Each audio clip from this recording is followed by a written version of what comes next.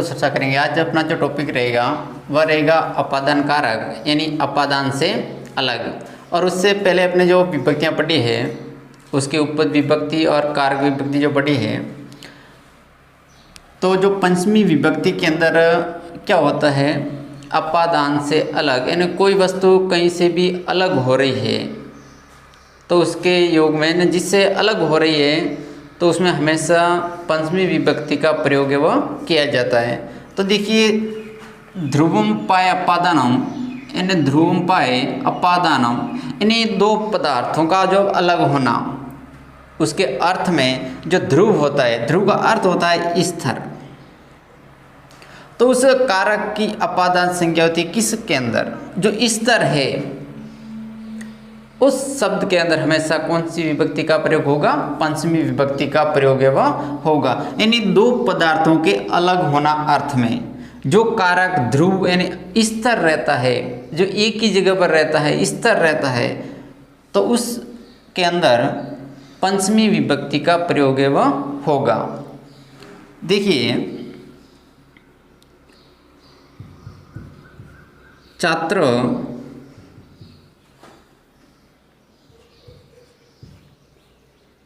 विद्यालयात्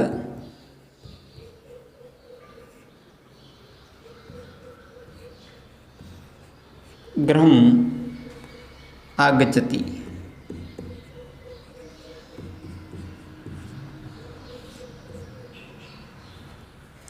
छात्र विद्यालय से घर आता है, छात्र विद्यालय से घर आता है यानी छात्र है वह विद्यालय से अलग हो रहा है। अलग होने के अर्थ में जो स्तर है, छात्र विद्यालय से घर आता है यानी जो विद्यालय जिसमें पंचमी विभक्ति का प्रयोग हुआ है, छात्र विद्यालय से घर आता है तो छात्र विद्यालयात् गृहम् आगच्छति यानी जो ध्रुव है, जो स्थिर है क्या विद्यालय, वह तो वहीं पे है और वहीं से छात्र क्या हो रहा है, अलग हो रहा है और अलग होकर के वहाँ से निकल करके वो कहाँ आ रहा है, घर आ रहा है। तो जहाँ से वह अलग हो रहा है, कहाँ से हो रहा है, जहाँ से वह अलग हो रहा है, जो स्तर है उसके अंदर अपने को पंचमी विभक्ति का प्रयोग करना है। और उदाहरण देखिए, जैसे पेड़ से पत्ता गिरता है,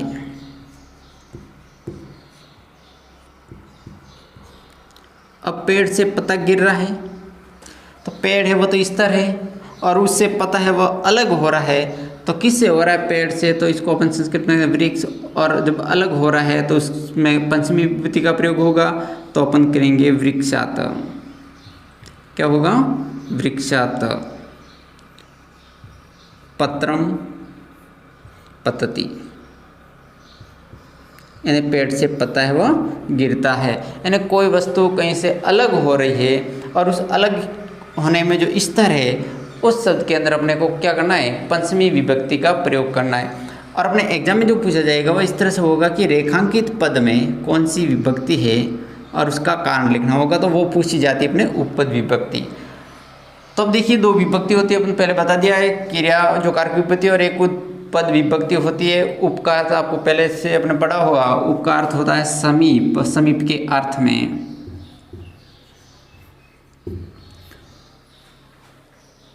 तो उसके अंदर देखिए रित यानी जिसका अर्थ होता है बिना,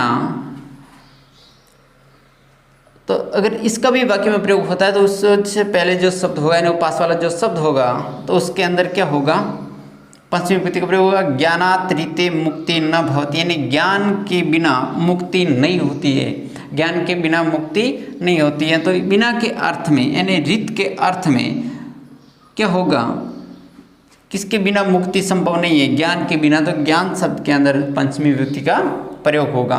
उसके बाद बही शब्द आता है, क्या आता है, बही, तो बही के योग में हमेशा पंचमी विभक्ति का प्रयोग एवं होता है।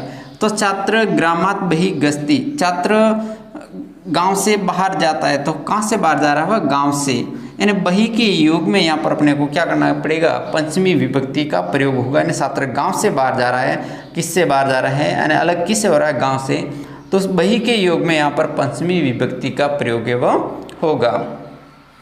उसके बाद देखिए प्राक, यानी प्राक का अर्थ होता है पूर्व, नगरात प्राक आश्रम अस्ति, यानी नगर से पूर्व यानी नगर से पहले क्या है, आश्रम है। किससे पहले, नगर से पहले।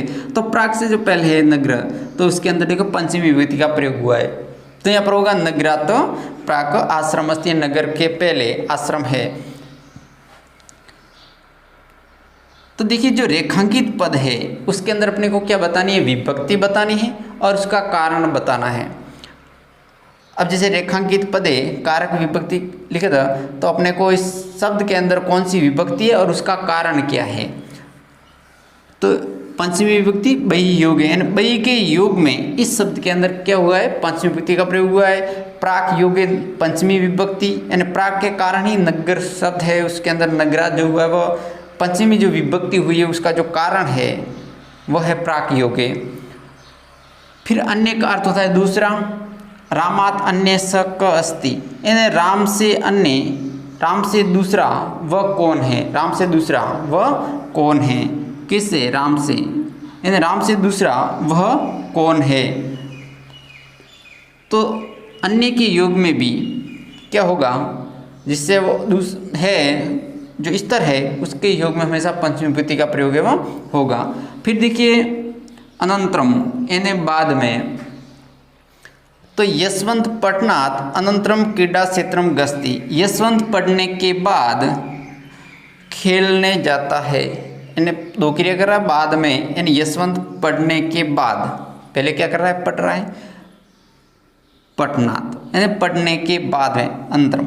यानी ये ध्यान रखना है हमेशा अपने को एक चीज़ का, कि जो उपपद है वह हमेशा, उप का अर्थ पहले बता दिया समीप, तो समीप वाला ही शब्द होगा। निरित से पहले, देखिए बई से पहले, प्राक से पहले, अन्य से पहले और पठनात् जो अनंतरम है उससे पहले वाला जो शब्द है उसके अंदर पंचमी विभक्ति का प्रयोग है, समीप पद होगा उसके अंदर, उसमें पंचमी विभक्ति का प्रयोग वह होगा। यानी यशवंत पढ़ने के बाद खेलने जाता है। उसके बाद देखिए पृथक यानी अलग, तो इसके योग में भी पंचमी विभक्ति का प्रयोग होता है। नगरात पृथक विद्यालयमस्ति, यानी नगर से अलग क्या है, विद्यालय है। तो किससे अलग है, नगर से। तो नगरात यानी पृथक से जो समीप वाला जो पद है उसके अंदर पंचमी विभक्ति का प्रयोग हुआ है। उसके बाद देखिए परम, परम का अर्थ होता है बाद। तो रामात परम श्यामस्ति, यानी राम के बाद कौन है, श्याम है, यानी राम के बाद श्याम है। तो रामात यानी किसके बाद में, तो राम के बाद में श्याम है। तो रामात परम श्यामस्ति, यानी राम के बाद में श्याम है। तो और नाना और बिना, बिना के योग में भी पंचमी विभक्ति का प्रयोग होता है। अपने द्वितीय और तृतीय के अंदर पढ़ा था, जलम, जलम बिना जीवनम नास्ति, जलयन बिना और जलाद बिना जीवनम नास्ति, यानी जल के बिना जीवन नहीं है। तो उसके योग में भी पंचमी विभक्ति का प्रयोग होता है, बिना के योग में, दोनों के योग में। तो जो उपपद विभक्ति ज़्यादातर अपने जो पूछी जाती है एग्जाम के अंदर वो पूछी जाती है उपपद विभक्ति। और अपन जो आगे पढ़ रहे हैं वो होगी क्रिया विभक्ति।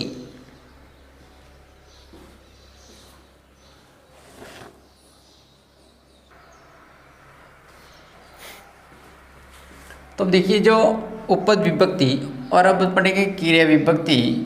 तो देखिए भी धातु, भी धातु या फिर अपन भी यानी भय, भय का अर्थ होता है डर, जिससे डर लगता है उसके योग में भी पंचमी विभक्ति का प्रयोग होगा।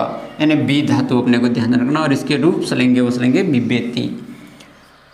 तो जिससे डर लगता है अपने को, भय यानी डर लगता है, उसमें भी पंचमी विभक्ति का प्रयोग होता है। यानी बी धातु के योग में भी पंचमी विभक्ति का प्रयोग होता है। तो देखिए सिंहाद,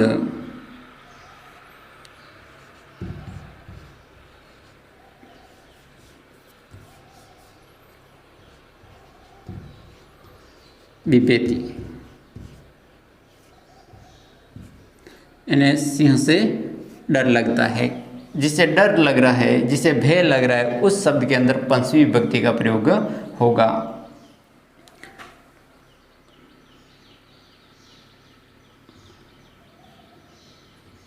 दुष्टात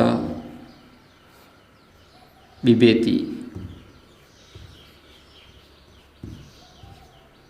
यानी दुष्ट से डर लगता है तो दुष्टात, यानी जिससे डर लगता है उसके योग में भी पंचमी विभक्ति का प्रयोग है वह होगा, यानी भी धातु योगी, भी धातु योगी पंचमी, यानी भी धातु के योग में भी पंचमी विभक्ति का प्रयोग है वह होता है। उसके बाद देखिए त्र धातु, यानी रक्षा करना,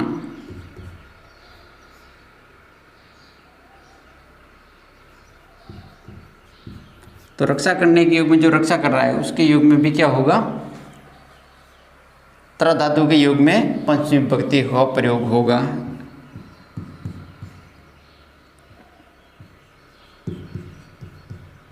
त्र धातु योगी पंचमी।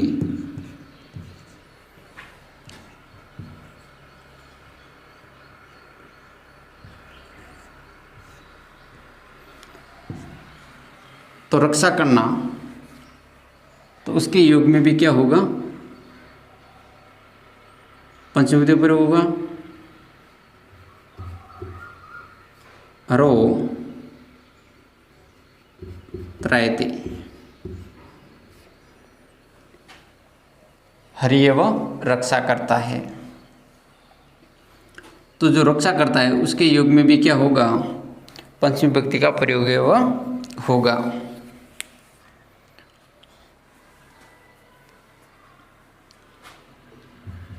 उसके बाद देखिए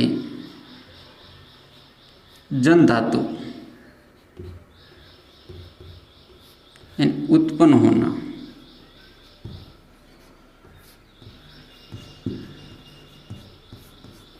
तो जन धातु के योग में भी पंचमी विभक्ति का प्रयोग है वह होता है। भी धातु यानी डरना, त्र धातु रक्षा करना, जन धातु यानी उत्पन्न होना। तो देखिए गोम्यात,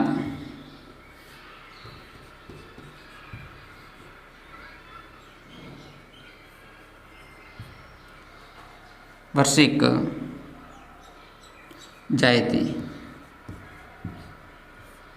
यानी गोबर से बिच्छू पैदा होते हैं।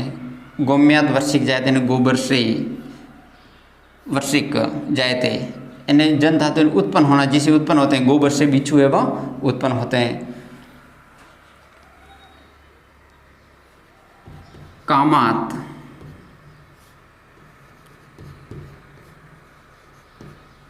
क्रोध जायते, यानी काम से क्रोध है वह उत्पन्न होता है। किससे, काम से, तो कामात यानी जिससे उत्पन्न होता है गोबर से, कामात यानी काम से, तो जिनसे उत्पन्न हो रहा है उसके योग में भी पंचमी विभक्ति का प्रयोग होगा। भू धातु,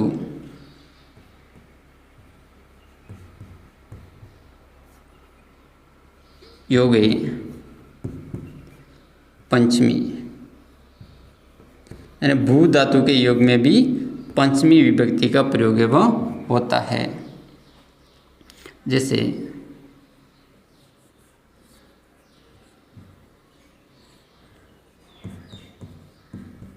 हिमालयात,